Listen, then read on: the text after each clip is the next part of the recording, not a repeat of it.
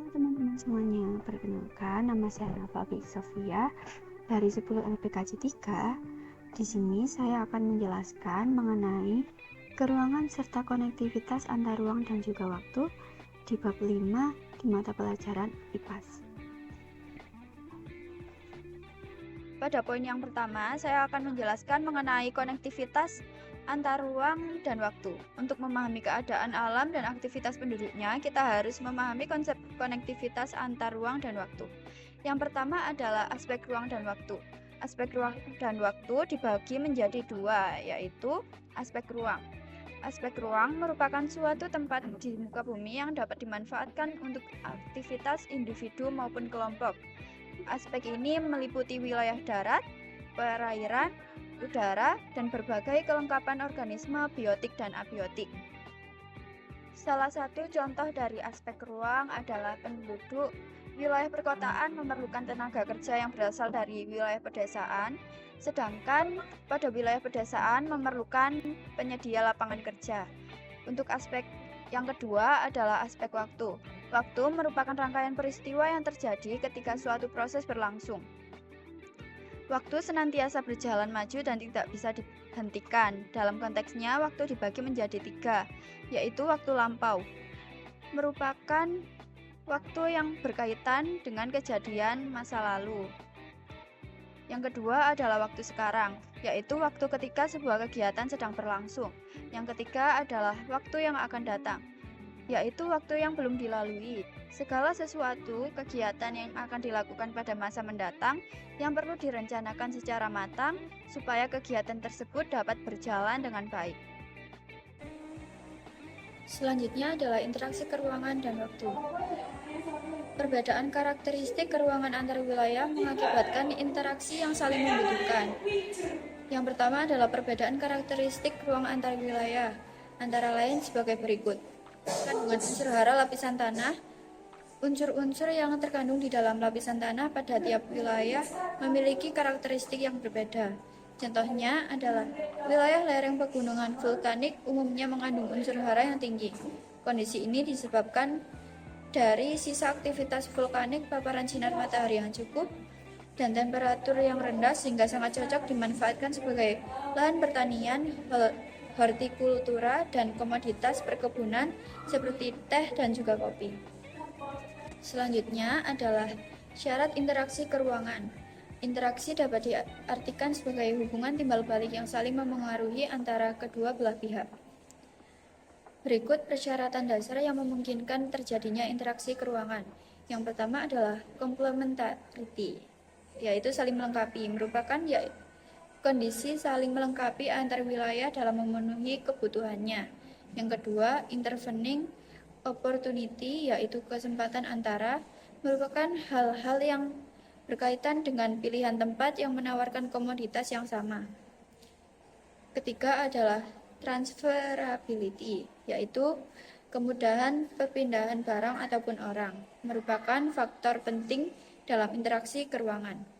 Faktor-faktor yang memengaruhi transferability antara lain sebagai berikut, yaitu infrastruktur transportasi, keberadaan fasilitas jalan raya, pelabuhan, dan bandara pada suatu wilayah akan menyebabkan interaksi keruangan berjalan semakin efektif sehingga sistem transportasi komoditas menjadi lebih cepat dan tepat.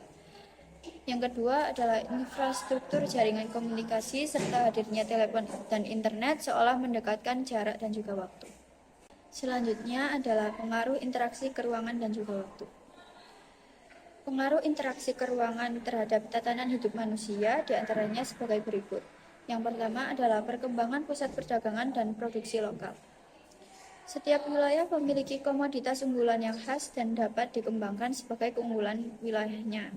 Perkembangan dan pertumbuhan tersebut dapat berupa hadirnya pusat perdagangan dan pusat produksi lokal. Pertama adalah pusat perdagangan. Interaksi antar ruang dapat memicu proses pergerakan barang manusia dan informasi antar wilayah dalam kegiatan perdagangan. Transaksi pertukaran komoditas dalam dunia perdagangan menyebabkan suatu wilayah berkembang menjadi pusat ekonomi. Selanjutnya adalah batas laut. Hukum Laut Indonesia mengikuti hasil konvensi PBB atau dikenal sebagai United Nations Convention on the Law of the Sea atau UNCLOS pada 10 Desember 1982 di Montego Bay, Jamaika. Berikut adalah zona batas laut Indonesia berdasarkan UNCLOS tahun 1982. Yang pertama ada zona ekonomi eksklusif. Salah satu ketentuan dari Konvensi Hukum Laut adalah adanya ZEE. ZEE adalah batas wilayah perairan ekonomi suatu negara. Selanjutnya adalah perkembangan sarana dan prasarana. Sarana dan prasarana mendorong terjadinya interaksi keruangan. Contohnya, kemudahan mengakses transportasi memudahkan perpindahan barang dan masyarakat antar daerah. Kemudian ada perubahan penggunaan lahan, kemudian perubahan orientasi pekerjaan, dan juga perubahan sosial. Selanjutnya adalah bentuk interaksi keruangan. Bentuk interaksi keruangan yang melibatkan pergerakan manusia, barang, serta gagasan atau ide antara lain sebagai berikut. Yang pertama adalah perpindahan penduduk atau migrasi. Migrasi merupakan bentuk interaksi antar ruang yang mengakomodasi pergerakan orang dari satu wilayah ke wilayah lain dengan tujuan tertentu. Jenis migrasi meliputi hal-hal berikut, yaitu imigrasi, emigrasi, urbanisasi, ruralisasi, transmigrasi, evakuasi, sirkulasi, dan komutasi. Selanjutnya ada transportasi. Bentuk interaksi antar ruang dalam pergerakan barang dan jasa dari daerah satu ke daerah lain antara lain sebagai berikut. Yang pertama adalah perdagangan internasional ekspor dan impor. Kemudian ada pengiriman komodasi perdagangan melalui transportasi laut, darat, dan udara dari satu daerah ke daerah yang lain. Nah, di poin selanjutnya kita akan membahas tentang kondisi geografi Indonesia. Indonesia merupakan negara kepulauan dengan sekitar 17.500 pulau dengan luas total wilayah sekitar 7,81 juta kilometer persegi yang membentang dari Sabang sampai ke Merauke. Dari total luas wilayah tersebut, wilayah Indonesia terdiri atas 3,25 juta kilometer persegi berupa lautan, 2,55 juta kilometer persegi berupa zona ekonomi eksklusif, dan 2,1 juta kilometer persegi berupa daratan. Luas wilayah daratan Indonesia hanya sekitar 1,2% dari luas daratan Indonesia. Kemudian adalah batas wilayah Indonesia. Batas darat terdiri atas batas alami dan batas buatan. Batas alami adalah batas yang terbentuk secara alami karena suatu wilayah dipisahkan oleh kenampakan alam berupa pegunungan, sungai, dan juga hutan. Batas buatan adalah batas yang sengaja dibuat oleh manusia, misalnya tembok, pagar, dan pos penjagaan. Kemudian adalah batas laut. Hukum Laut Indonesia mengikuti hasil konvensi PBB atau dikenal sebagai United Nations Convention on the Law of the Sea atau UNCLOS pada 10 Desember 1982 di Montego Bay, Jamaika. Berikut zona batas laut Indonesia berdasarkan UNCLOS tahun 1982. Yang pertama ada zona ekonomi eksklusif atau ZEE. ZEE adalah batas wilayah perairan ekonomi suatu negara. Batas tersebut ditentukan dengan jarak 200 mil dari garis dasar pantai ke arah laut bebas. Yang kedua ada zona laut teritorial. Zona laut ini diambil dari garis dasar ke arah laut lepas sepanjang 12 mil atau kisaran 22,2 km. Yang ketiga ada zona landas kontinen. Landas kontinen adalah laut yang secara geologis dan morfologis menjadi kelanjutan dari sebuah kontinen atau benua. Perairan Indonesia berbatasan dengan 10 negara, yaitu negara India, Singapura, Malaysia, Thailand, Vietnam, Filipina, Palau, Australia, Timor Leste, dan Papua Nugini. Yang ketiga ada batas atas udara. Batas atas udara wilayah negara Indonesia mengikuti batas laut, sedangkan batas angkasa luar mengikuti hukum internasional berupa Konvensi Chicago 1944. Kemudian adalah letak geologis Indonesia. Bagian utara merupakan paparan Sunda yang terletak pada lempeng Eurasia. Bagian barat dan selatan merupakan paparan Sahul berada di atas lempeng Indo-Australia, serta bagian timur yang merupakan dasar samudra yang terletak pada lempeng Pasifik. Berikut ragam bentang alam di Indonesia. Yang pertama adalah gunung dan pegunungan. Selanjutnya ada bukit dan perbukitan. Yang ketiga ada dataran tinggi. Yang terakhir ada dataran rendah. Selanjutnya adalah karakteristik wilayah daratan dan perairan Indonesia. Iklim di Indonesia memiliki 4 sifat dasar yang mempengaruhi oleh kondisi geografis wilayahnya. Keempat sifat dasar itu antara lain sebagai berikut. Yang pertama adalah bersuhu hangat. Daerah beriklim tropis memiliki suhu yang cukup tinggi karena berada di sabuk khatulistiwa. Yang kedua adalah pergantian musim penghujan dan kemarau yang relatif stabil. Yang ketiga, terbebas dari embusan angin taifun. Yang terakhir adalah kelembapan udara yang tinggi. Pada poin selanjutnya yang akan dijelaskan adalah kondisi sosial Indonesia. Keberagaman suku dan budaya didukung oleh letak Indonesia yang berada pada jalur perdagangan dunia. Banyaknya perdagangan asing yang singgah menyebabkan masyarakat Indonesia terbentuk dalam kelompok masyarakat yang multikultur. Yang pertama adalah kondisi sosial budaya.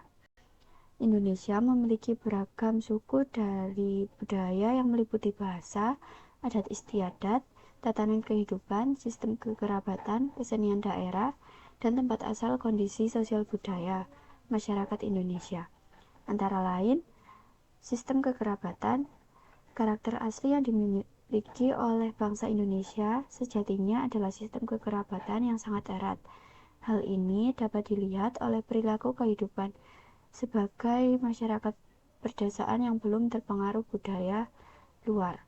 Selanjutnya adalah taraf pendidikan. Taraf pendidikan masyarakat perkotaan umumnya lebih tinggi daripada masyarakat pedesaan. Hal ini karena kehidupan kota yang lebih kompleks dengan perkembangan teknologi yang sangat cepat. Selanjutnya adalah pola pikir. Masyarakat perkotaan cenderung berpikir praktis dan pragmatis saat berhadapan dengan permasalahan kehidupan yang dihadapi dalam kehidupan sehari-hari. Selanjutnya adalah mobilitas. Tingkat mobilitas yang tinggi pada umumnya terlihat di wilayah perkotaan dan pusat perdagangan. Selanjutnya adalah kondisi sosial ekonomi. Dalam piramida penduduk, jumlah penduduk Indonesia dapat dikatakan mendapatkan bonus demografi, yaitu usia produktif lebih banyak daripada usia non-produktif. Bonus demografi merupakan kesempatan besar untuk mendorong kemajuan bangsa, sedangkan pada sisi lain dapat menjadi ancaman jika tidak dikelola dengan baik. Kemudian adalah kondisi sosial politik. Sejarah perpolitikan bangsa Indonesia dapat dikatakan telah mengalami dinamika yang sangat panjang. Sejak awal berdirinya, bangsa Indonesia telah mengalami berbagai bentuk sistem politik. Bentuk pemerintahan Indonesia. Negara Indonesia merupakan negara republik dengan kedaulatan tertinggi berada di tangan rakyat. Tetapi negara dan pemerintahan dikepalai oleh seorang presiden. Sistem politik Indonesia dibagi menjadi dua. Yang pertama adalah sistem politik dengan negeri dijalankan berdasarkan asas demokrasi, yang berarti pusat kekuasaan berada di tangan masyarakat, dan juga berlandaskan dengan ideologi Pancasila dan Konstitusi Undang-Undang Dasar 1945. Adalah sistem politik luar negeri dengan prinsip politik bebas aktif dibagi menjadi 4, yaitu politik bebas aktif, pembukaan UUD 1945, UUD 1945, Amandemen Pasal 11 Ayat 1, UUD 1945 Pasal 13 Ayat 1 dan 2. Poin selanjutnya adalah aktivitas politik. Aktivitas politik merupakan segala bentuk kegiatan yang mengarah pada ranah politik, baik ranah perpolitikan dalam negeri maupun luar negeri. Yang pertama adalah aktivitas politik dalam negeri, yaitu pemilihan umum, unjuk rasa, dan dialog terbuka politik. Yang kedua adalah aktivitas politik luar negeri. Yang pertama adalah pertukaran duta negara, dan juga membina persahabatan dan kerja sama antar negara di dunia dalam bidang sosial budaya, ekonomi, iptek, dan pertahanan keamanan. Poin selanjutnya adalah kerjasama antar negara. Kerjasama antar negara adalah upaya pelaksanaan sistem perpolitikan luar negeri Indonesia sebagai amanah falsafah ideologi Pancasila dan landasan Konstitusi Undang-Undang Dasar 1945. Yang pertama adalah menjaga kepentingan nasional. Sebagai contoh, saat Indonesia mengalami gagal panen dan kelangkaan pangan sehingga kebutuhan pokok masyarakat tidak tercukupi. Kerjasama antar negara dapat dibedakan menjadi 3 jenis. Yang pertama adalah bilateral, regional, dan juga multilateral. Kerjasama bilateral adalah kerjasama antara Indonesia dengan negara lain. Contohnya kerjasama di bidang hukum, perdagangan, dan juga pertahanan. Selanjutnya adalah kerjasama regional. Adalah kerjasama antar negara di suatu kawasan yang umumnya berdekatan. Yang terakhir adalah kerjasama multilateral. Adalah bentuk kerjasama yang melibatkan lebih dari 2 negara ataupun kelompok. Contohnya, kerjasama multilateral adalah sebagai berikut. Yang pertama adalah kerjasama antar negara untuk mengatasi masalah ekonomi, sosial, budaya, dan juga lingkungan. Yang kedua, kerjasama antar negara untuk meningkatkan pertahanan dan keamanan. Yang ketiga, kerjasama antar negara untuk meningkatkan pendidikan dan juga kesehatan. Kerjasama antar negara merupakan bentuk kerjasama yang saling menguntungkan dan dapat membantu negara-negara untuk mencapai tujuan bersama. Kerjasama multilateral antara lain sebagai berikut, yaitu Perserikatan Bangsa-Bangsa atau United Nations, merupakan struktur organisasi PBB untuk menjalankan fungsinya, antara lain adalah sebagai berikut. Yang pertama adalah Majelis Umum atau General Assembly, merupakan anggota Majelis Umum PBB, yaitu seluruh negara anggota PBB. Yang kedua adalah Dewan Keamanan atau Security Council, yaitu Dewan Keamanan yang bertugas menjaga keamanan dan perdamaian antar negara. Yang ketiga adalah Dewan Ekonomi dan juga Sosial atau Economic and Social Council, yaitu Dewan Ekonomi dan Sosial membantu Majelis Umum untuk mempromosikan ekonomi dan sosial pada tingkat internasional. Yang keempat adalah Dewan Perwakilan atau Trusteeship Council, yaitu dewan yang bertanggung jawab atas negara yang dipimpin oleh Majelis Umum PBB. Yang kelima adalah Mahkamah Internasional atau International Court of Justice, yaitu badan peradilan utama PBB yang berkedudukan di Den Haag, Belanda. Terakhir adalah Sekretariat PBB atau Sekretariat, bertugas menyediakan informasi dan diperlukan oleh badan PBB, berkedudukan di Sekretariat PBB di New York, Amerika Serikat. Berikut ini adalah organisasi internasional lainnya. Yang pertama adalah World Trade Center Organization atau WTO, yaitu organisasi yang mengatur perdagangan antar negara yang bermarkas di Jenewa, Swiss. Yang kedua adalah International Monetary Fund atau IMF, yaitu bagian dari sistem PBB. IMF bersifat independen dan lepas dari campur tangan PBB. IMF berfungsi sebagai organisasi yang memberikan kesepakatan sehingga setiap kebijakan IMF bersifat fair. Yang ketiga adalah Organization of Islamic Cooperation atau OIC, yaitu organisasi kerjasama Islam atau OKI, yaitu organisasi solidaritas sesama muslim di dunia.